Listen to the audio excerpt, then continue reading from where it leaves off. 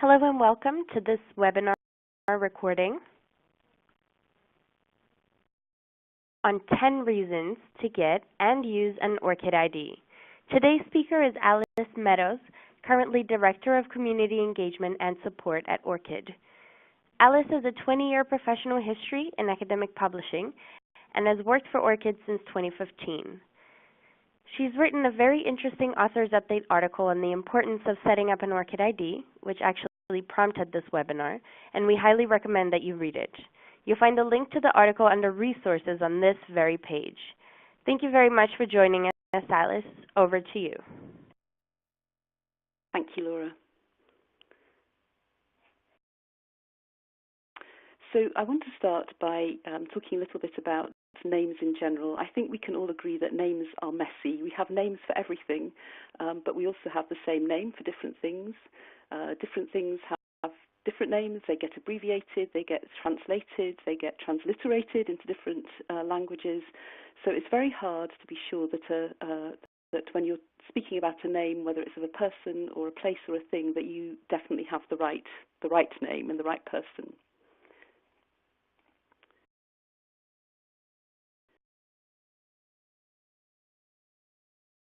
And this is why we have persistent identifiers, or PIDs, for people, places and things. And on this slide you can see on the left-hand side some of the persistent identifiers for people, including ORCID, as well as Scopus ID and Researcher ID. In the middle, PIDs for places, so GRID and Ringgold are two that many of you may know about. And then on the right-hand side, PIDs for things, in this case articles primarily, or publications, data sets, that kind of thing, so Crossref and DataCite.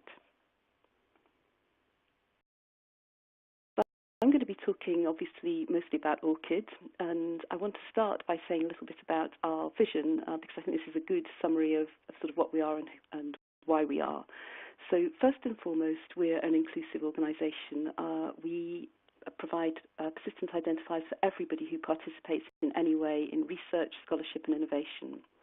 And those identifiers don't only identify you, but they also enable you to be connected to your contributions and your affiliations. And this is persistent as a PID you would expect, so not just persistent across time, so you can use it throughout your career, but also persistent if, for example, you change disciplines or if you move to another country or another organisation. So what exactly is ORCID? Well, we're an open and not-for-profit organisation, and we're run by and for the research community.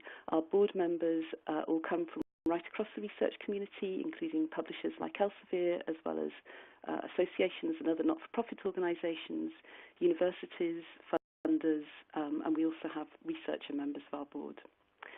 And what we do is to provide you with this unique identifier, your ID, that enables you both to identify who you are and then, as I said, clearly connect you with your research contributions and affiliations. And you can use this ID in literally hundreds of systems right across the different workflows that you encounter. So who's using ORCID? Well, we now have over 4 million researchers in many different settings, mostly academic at the moment, but absolutely in other settings as well. And as I said, we're very inclusive, so we strongly encourage and welcome anybody who's participating in any form of research or contributing to research to register for an ID. We have now over 730, I think as of today, 735 member organisations across all the different research sectors. And we have been embedded in over 500 different systems and platforms, many of which you will surely encounter in your own working life, whether that's at your own organisation or when you're submitting a grant or a manuscript, whether you have a researcher profile or whatever.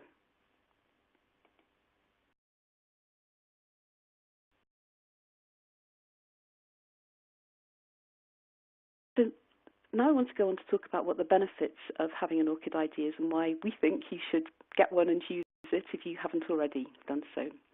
So first of all, this very important benefit of the fact that it provides these reliable connections with your works and awards and affiliations. So to benefit from this, all you need to do is to use your ID, and as I said, there's hundreds of systems where you will be prompted, or in some cases required, to use use an ID. There are about 1,600 journals which now require ORCID IDs for at least the corresponding author. There's a number of funders that require it, and there's a small number of institutions that are requiring IDs. But even if it's not required, you should use it if you're prompted to do so, and you will hear more about why that's the case in a minute. You should also always, when you're prompted to use your ID, that should lead you to your sign-in page for your ORCID record. And the reason that's the case is that if you just manually enter or copy and paste your ID into a box, you're not creating that secure, reliable connection between yourself and your ID. Whereas if you sign into your ORCID record using your username and password, you and the organisation that the system that you're working in can know that this really is you.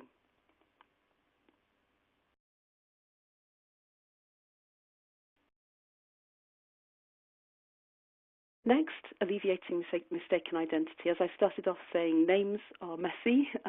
You may have quite a common name, in which case you'll be very familiar with how difficult that can be. But even if you don't have a common name, your name is going to be spelt in different ways, used in different ways. You may use different versions of it when you publish.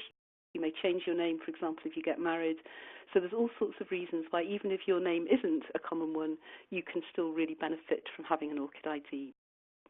So having your ORCID ID means that you can ensure that you're always correctly identified, and you can connect your affiliations and contributions with all the variations of your name.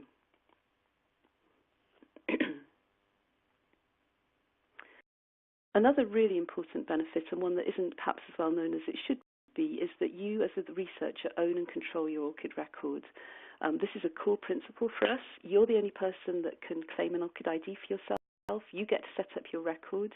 You choose what information to connect to your record and who to share it with. And I've included here the visibility settings for sharing information. So the default for everything except your email information is everyone, and that means this is information that's publicly available. There's some benefits in that, but of course you're not always going to want to share all your information with everyone. So you may just choose the trusted organisations setting, and what that means is that you're allowing ORCID members and some individuals, trusted individuals, on request to access this information. So you can give that permission on a one-off basis or on a long-lasting basis, but basically it's as good as private information, but you do get asked if you're willing to share it with these other organisations. Or if you have information that you want to keep completely private, you can select that setting and no one will be able to see it. And I should say that the visibility settings are granular. You set them at a default level when you first set up your ID, but you can change it so that, for example, if you want to just keep some of your older papers perhaps private or only available to trusted organisations, you can do so. You can select the visibility settings at this very granular level.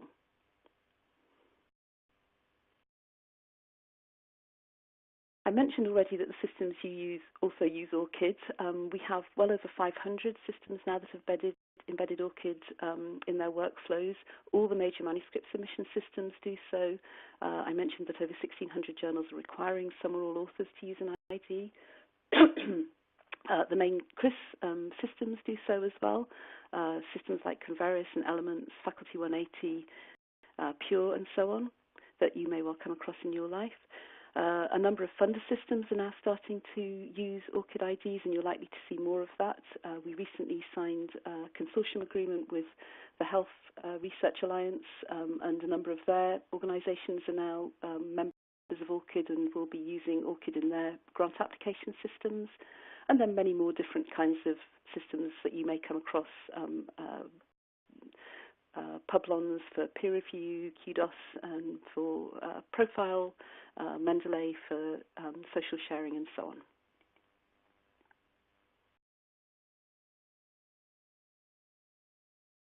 One of our key goals is to get to this idea of entering once and reusing your information often, and ideally what we want is for that information to be entered actually by your organisation rather than by you, partly because that saves you time and partly because it makes it more authoritative to have your organisation say, yes, you really are a member of this institution, or you really are the author of this paper or whatever. But a lot of the reason reason for this is, as I say, to make life easier for you so that you can benefit from having information added to your record once and then seeing it flow around through all the other systems that you use. One way to do this very effectively is to sign up for auto-update. This is available particularly via Crossref and DataCite. There are some other organisations that use it as well, but Crossref and DataCite are the ones you're most likely to encounter. And with both of those organisations, if you use your ID when you publish a paper or a data set, they will automatically, as we like to say, update your record. All you have to do is to give them permission one time, and after that they will be able to update your record when they mint the DOI for any published paper or data set that includes your ID. You can also authorise your institution to add and update your affiliation, and as I mentioned, a number of institutions are starting to do that. And if you use your ID during grant application, in an increasing number of cases, you will see that appear in your record once the grant is awarded.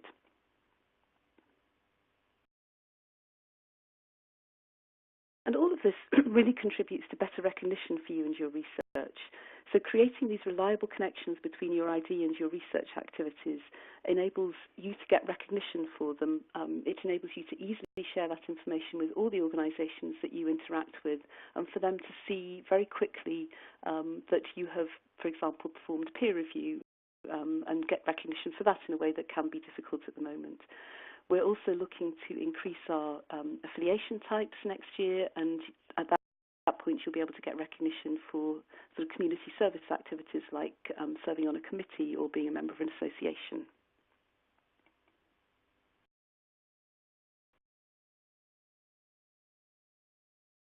And in turn, this also increases discoverability of your research. These connections make you and your research easier to discover.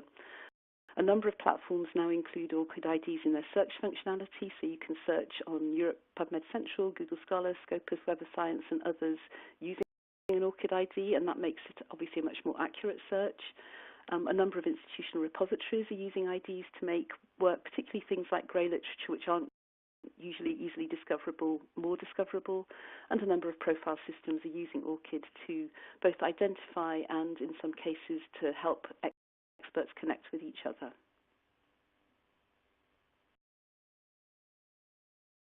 Of course, one big benefit is that it's free for you.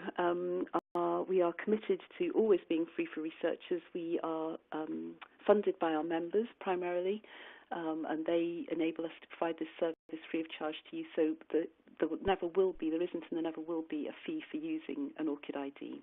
And as I mentioned before, anybody who contributes in any way to research is eligible for an ID. It's super easy. It really is. We say that it takes less than 30 seconds, and typically that's true. If you have a very common name and you want to enter multiple versions of it, it may take a little longer, but it really, less than a minute is all it should take. You need to provide at least one version of your name, your email address, at least one email address, and a password. You confirm that you don't have an existing record, and you accept our terms and conditions, and that's it. Really, really easy. You will get asked if there's an email. Your email is already in the system. It may be that you have an ORCID ID that you created some time ago and you've kind of forgotten about, and we'll prompt you at that point and help you log back in if that is the case. If there are other ORCID records which have the same name as yours, you'll be asked just to verify that none of them are you. But it's a very quick and easy process.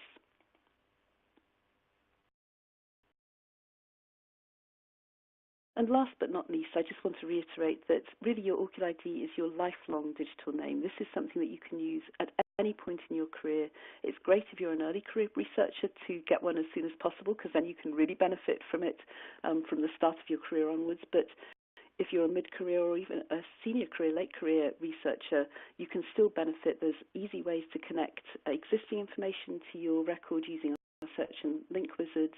And going forward, by using the auto-update functionality, you can benefit from having it kept updated for you. We're completely open and international, so any organisation, any system can choose to integrate with ORCID. We're not proprietary. We're multidisciplinary. We support multiple languages and character sets, so if you're not a native English language speaker, or if your name is in a different character set, you can still use ORCID.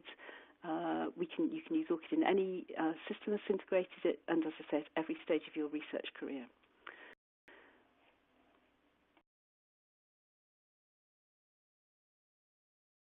So basically, what are you waiting for? Please, if you haven't already done so, register now. If you have done so, thank you, and please be sure to use your ORCID ID when you're prompted to do so. And I want to close by showing you this graphic, which is our kind of nirvana, if you like. This is our view of what we would like our and your world to look like. You're sitting in the middle as a researcher. You're using your ID. You're connecting it to your employers' systems, your funders' systems, your publishers' systems. They're collecting your ID and connecting that information back to your record. And that information can also flow freely between those different systems, but always with your permission. So I hope you've enjoyed this session, and thank you very much for listening.